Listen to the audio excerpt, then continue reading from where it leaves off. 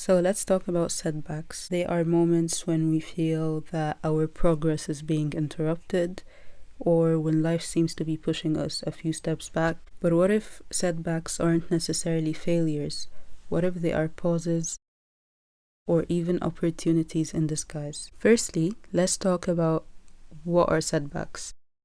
Setbacks are a temporary interruption in progress. It could be missing a goal, facing rejection, dealing with unexpected obstacles, or having to start again. Unlike failure, a setback isn't permanent. It's a moment, not a definition of your worth or ability. For me, setbacks are a break, not a failure. It's a chance to reset. They are forcing us to pause, breathe, and reassess what went wrong and how we can fix it. So if I get rejected from a job, which happens all the time, like if I'm applying for like a summer job or something, I usually don't get accepted. And I always see this as like a chance to improve and a chance to reassess what I need to improve on. And sometimes I see it from a different viewpoint, which is more linked to my religion. Like maybe God has a better plan for me. Maybe there is a better or a bigger thing he's preparing me for, and he doesn't want me to be exhausted from this small part-time job. Maybe there's a very big thing that's going to happen very soon, and I'm being prepared for it in a different way. Maybe I'm resting now, but one day like I'll be challenged and I'll be like, oh, I miss those days where I wasn't doing anything. So setbacks are highlighting what needs to be changed. Maybe it's your mindset, maybe it's your perspective on life, maybe it's your attitude in work, or even how you work, how effective you are. Maybe you need to gain more skills, more employability skills. Maybe you need to improve your communication skills, etc. Setbacks are also part of growth. So progress is very rarely linear. Even nature works in cycles.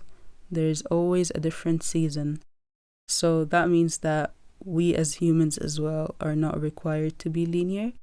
We can grow, we can reset, we can renew ourselves. A setback is a proof of effort because you were moving forward, you were stretching yourself, you were getting out of your comfort zone, you were trying, you were working. It's not like you weren't doing anything at all. So don't be too harsh on yourself.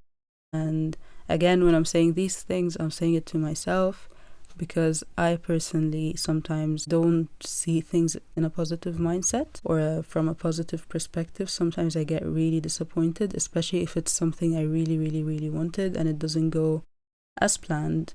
And sometimes I see it as like failure, but it's not necessarily failure. And again, I'm realizing these things as I grow, and me realizing it and being more aware of it now means that I am growing, that I am accepting that I'm a human and that I'm not always going to be going up, and like have a linear life, you know, like there are going to be bumps and that's normal. Like I said, like nature itself is not the same every single day. The weather is not the same every single day. So as humans, we are not expected to feel the same every single day. We're not expected to all work in the same way. We are all different. And just like countries, like every country has different nature, different food, different culture, different language. We as humans are all different in how we act and how we react to things as well.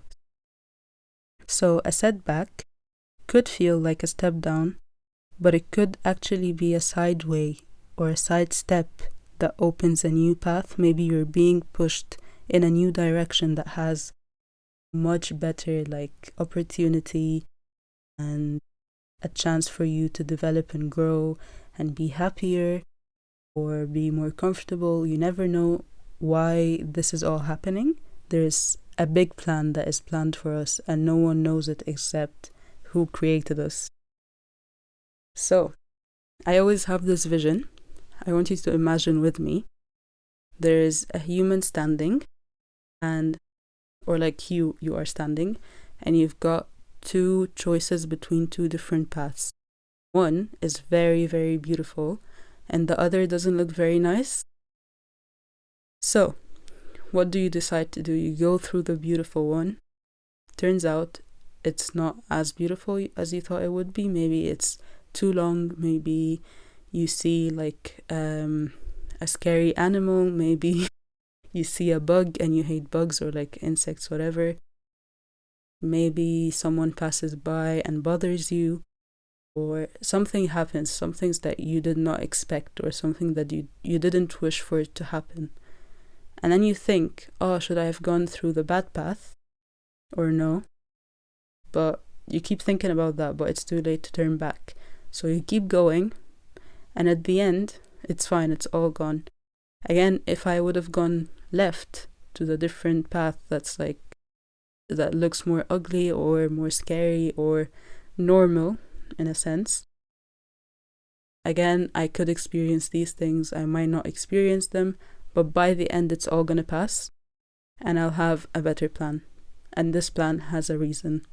I hope that makes sense, but in my head I have it that way. Like, I don't see what's going to happen, and I don't know what's going to happen and why, but I just trust fate, and I trust God or Allah. Like, I trust what He has planned for me. So how do we deal with setbacks?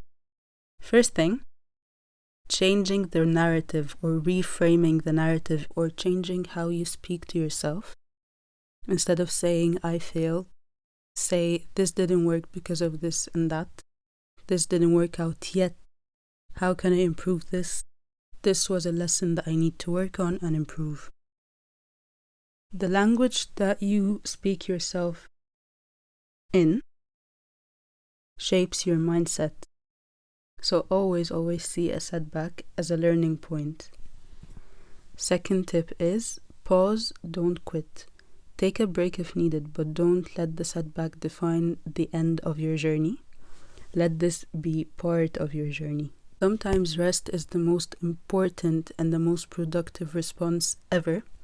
When you rest, you come back with fresher mind, with a better mindset. You become more motivated, and by becoming more motivated, you're more likely to be more disciplined. Third thing is asking yourself, what is this teaching me? Each setback carries information about timing, approach, resilience, or priorities. Always try to reflect on what you did, how it went, how you can improve, when did you do this thing, and who was surrounding you at this time, and how did you deal with any challenges or any problems that you have faced. And also your priorities during this time. Fourth thing is celebrating small wins after every setback. Regaining momentum, even slowly, is a victory. After every setback, try to celebrate any small good thing that happened, even if it's very small. At least your awareness of seeing this, view your setback as a small win rather than putting yourself down. Detach your identity from outcomes. That's the last tip. A setback in one area doesn't mean you are a failure as a person. It means that you are a resilient person for trying and for getting back on track after the setback. To me, a setback is like a comma in a sentence, not the full stop. They slow us down, maybe even change the tone, but the sentence keeps going. So the next time you face a setback, remember it's not the end of your story, it's just part of the rhythm of growth. Thank you so much for tuning in. I'll meet you in the next episode next week. Make sure to subscribe or follow if you're listening on Spotify, and write down in the comments any topic you want me to talk about or any feedback. I'd appreciate that. And if you want to chat, let's chat. Thank you so much. I hope you have a really good day or a good evening.